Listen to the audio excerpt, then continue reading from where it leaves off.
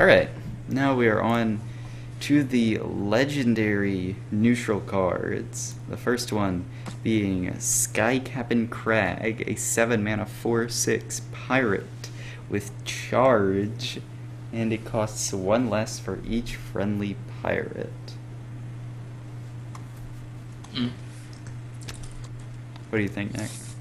I don't know, I think this card is pretty good, to be honest. Mm-hmm.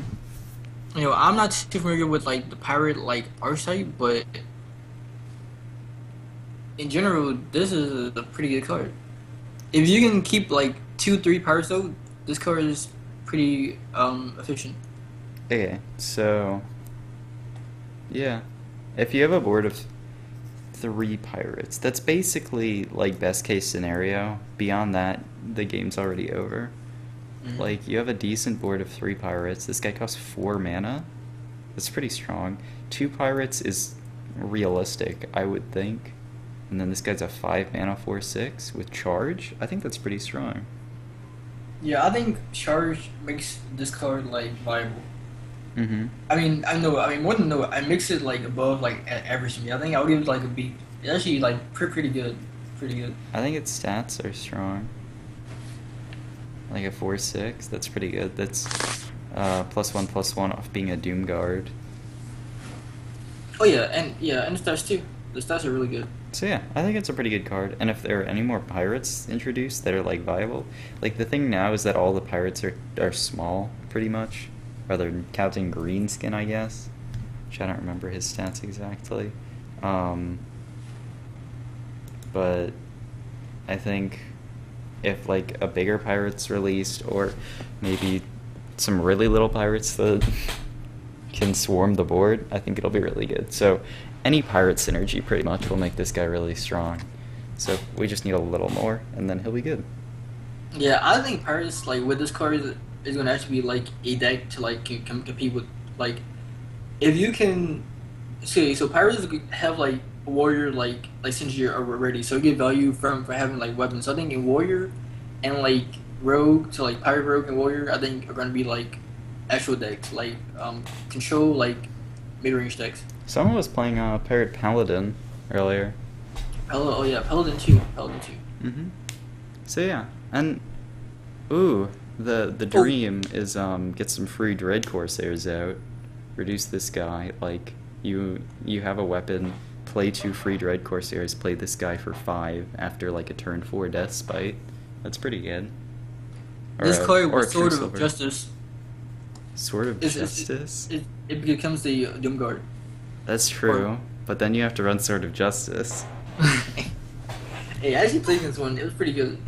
I still won, but it did pretty smart. Okay. Next card, the second epic. Oh, this is the new card that everyone's clamoring about that was released today. Well, I'll say its name first. Justicar Trueheart, 6 mana, 6/3, Battlecry. Replace your starting hero power with a better one. And all the better hero powers, I guess I'll put up now. Can you find that, Nick? Oh yeah, I'll find it. It's like at the bottom. Alright, let's see. Let's do the better ones.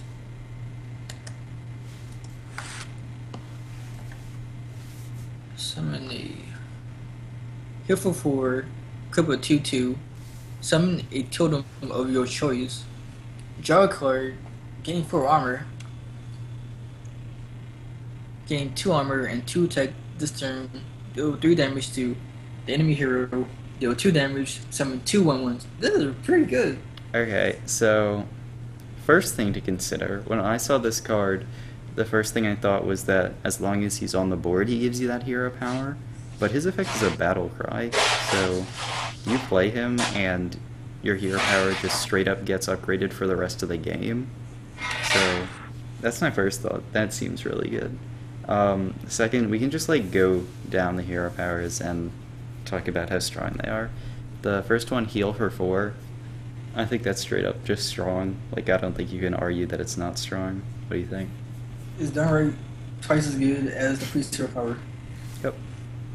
Okay, next one, Poison Daggers. You get an extra damage on your dagger. It's pretty meh. Like, 2/2 for 2. Yeah, it's fair. it's, yeah, like, turn 6 when you're getting this guy out, like, it would be nice if you get it early game, you know, to clear off 3/2s and stuff. But on turn 6, having a 2/2 weapon isn't that great. Like, it's more about powering it up. But, like, I don't know. Spell damage flurry for 3, clear a bunch of patrons with a flurry and a Thalnos now. So, maybe. Yeah. Totemic Slam, summon a totem of your choice. Like, it can be good in some situations where you need spell power. Oh, and one of the devs did confirm that you can summon multiple totems, so you can give spell power and then summon another spell power totem the next turn, and another spell power totem, and just build up an army of spell power. So that I think has some promise, but it it doesn't give you any more straight up value on the first turn you use it, you know? Yeah, I think the only good one you want to get like late game would be the healing one. Yeah, you can heal board, or you can get a spell power. I mean, it gives you an on-demand spell power, which is kind of nice against like stuff you can lightning storm. So I think that's pretty decent. Oh yeah, And it's power too. and an on-demand taunt. So I think it could be pretty good actually. Now that I'm thinking about it. Yeah, Um, I think this is above average. This one. yeah, but I don't know. Maybe it's just not enough value. Like it doesn't actually increase your value, and you have I to mean, it play also it. gives you a 0/2. It gives you board too. Yeah, I'm not sure. I'll have to see how other shaman cards interact with hero power. Like, I don't know. I think it needs a little bit more. So if there's some inspire shaman cards, I can see it being run.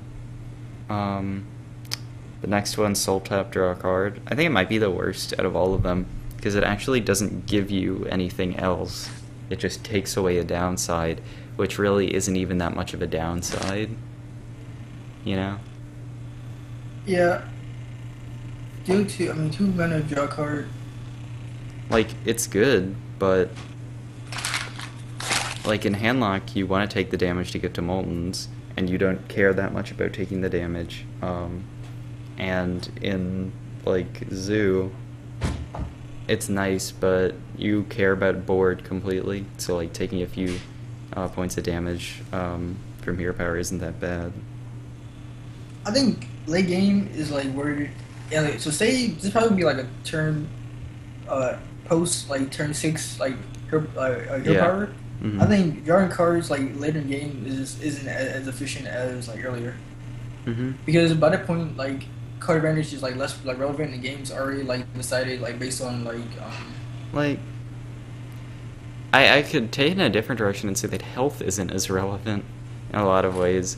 For Zoo, say, like, if you're tapping every turn, then you're using your stuff to clear the board, and you don't care about taking 2 damage. So, like, drawing a card puts you ahead of your opponent, but taking the damage isn't that good. So I think the soul tap is just not good. I mean and it's a 6/3 so like you gotta Mhm. keep in mind that like you're gonna keep. I mean you're still fighting for like board because this dice like 2 mana like frostbolt. Mhm. A Darkbound, like this is easy to remove. Like outside of the hero power, like that you get, you still have to worry about your board too, and not just like drawing cards. Mhm. Okay. Tank up for warrior. Gain 4 armor. I think it's strong. It's really good. Yeah, it's really good. You compare this guy to the Shield Maiden. Shield Maiden gives you arguably better minion, but I don't know. The thing about it is it's on turn 6, so maybe they'll have used some of their removal by then. Like they'll have Dark Bombed your Acolyte of Pain, so you get this guy out. They don't have Dark Bomb for it, or they'll have Frost Bolted your early stuff. So, like, maybe being a 6/3 isn't that terrible. I'm not sure, because it's coming out later, but it still will die to a lot of stuff. But just gaining 4 armor, it's strong, and over 2 turns, pretty much, you get more value than a Shield Maiden. Like, Shield Maiden gives you 5, and the next turn you hero power for 2, and then this guy, you tap to hero power twice, but you get 8, so I think it's strong. Paladins summon 2/1/1 recruits. I think Great with what to arms, man? What is that guy? Quartermaster. Quartermaster. Yeah, yeah. I think it's great with Quartermaster. You just make 2 this turn, make 2 the next turn, and they have to worry about Quartermaster each turn. I think that's really good. I mean, but isn't is the random, like which one did you get? What? Like the hero powers from? It's based upon your class. Oh. You're not playing Hunter and then you get like Mage hero power. You're playing Paladin, it gives you the Paladin one. That's why it's a better one. It's a better hero power. Fire Blast rank 2. Yeah, I totally agree. So yeah, Fire Blast rank 2, I think, is fine for pinging stuff off, but 2 mana deal 2 damage. I think 2 damage is too weak in the late game. It gives you a good way to grind stuff out. It's like Shadow Form, you know? So you can clear a lot of stuff. I think it's fine. Shadow Form as a battle cry is good. I think. Yeah. It's above average. Okay. But barely. The Hunter, Ballista Shot, I think it's bad. Like, you don't want to play this guy in Hunter. Really. It like turn 6, if you're trying to use hero power a lot, and like turn 6 it's kind of late. Like, you want to have them really low by turn 6. So. Yeah, this is not good enough. If it was 4, it'd be something. And Dire Shapeshift, I think it's pretty good. Gain 2 armor and 2 attack this turn. So, you know, it's like the mage one, but you gain the armor for it. You have to attack into stuff, and I don't know, it can help you clear a lot of stuff or just armor up a lot. It helps you against, like, normally Druid hero power loses to Hunter hero power. They do 1 damage extra. But with this, you'd be gaining 2 armor every turn, so you wouldn't lose to Hunter hero power. Yeah, I think Jir has trouble dealing with the small anyway. So I think this is pretty good, but yeah. So overall, I find him just to be a really cool card, and I think he can have a lot of synergy with classes, and I can definitely see him being run, just because of the fact that he upgrades your hero power for the rest of the game. I think Shaman, Priest, Warrior, and Mage are the best ones. Maybe Paladin. And Druid and Paladin are like tied for like the middle. Yeah, I think just Hunter, Warlock, and Rogue are pretty bad. Yeah. Alright, so I think that's strong. Next, I think Priest is really good for this one. Priest, definitely. Yeah, definitely. Maybe the best. Priest and Warrior are the best. Nah, I wouldn't say Warrior. I think Shaman, because. But you don't actually get any extra value, you know.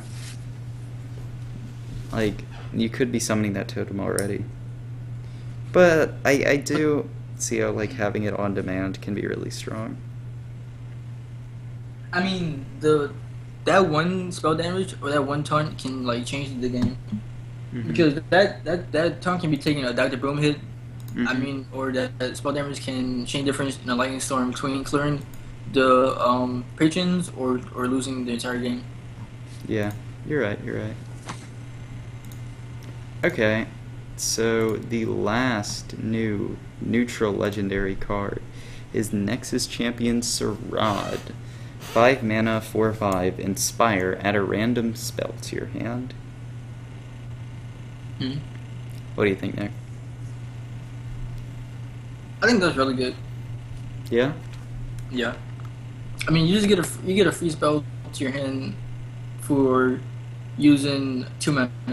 Yeah, man. Use your hero power, get a free mind vision. Yeah, use your power and get a mind control or a flame strike or blizzard. There's so many spells in the game, right? It's really strange to me to run this card. Like, there's so much variance that I don't know how worth it it's playing. It's like a better Nefarian to me.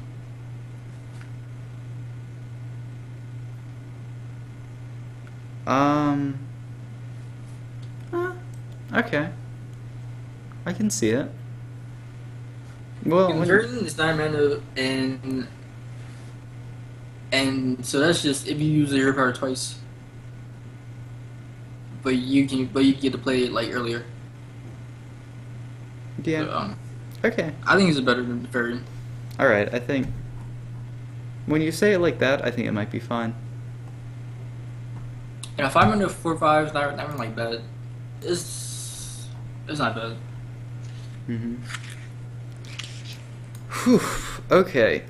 We are through all of the neutral cards, and with that taking so long, I think I might make the other cards have separate videos because that was very long. So it was 40 minutes actually. So yeah, maybe I'll cut it into common, epic, legendary. So that seems to make sense.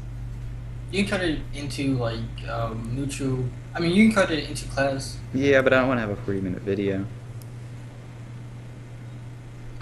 So, thank you guys for watching the end of the Legendary video. And in the next video, we'll be going over all the Shaman cards.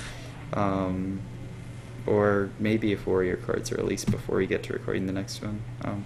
We'll do Warrior, I'm not sure. But there will be another one with class-specific cards. But for now, thank you guys for watching. I'll see you guys in the next video. I'll have Ricky Got Dope's channel in the description so you can go check him out. Hopefully he records some more videos. Do you have any outro you want to say, Nick? Just subscribe to Subzeroark because he does a good job. Yeah. Alright.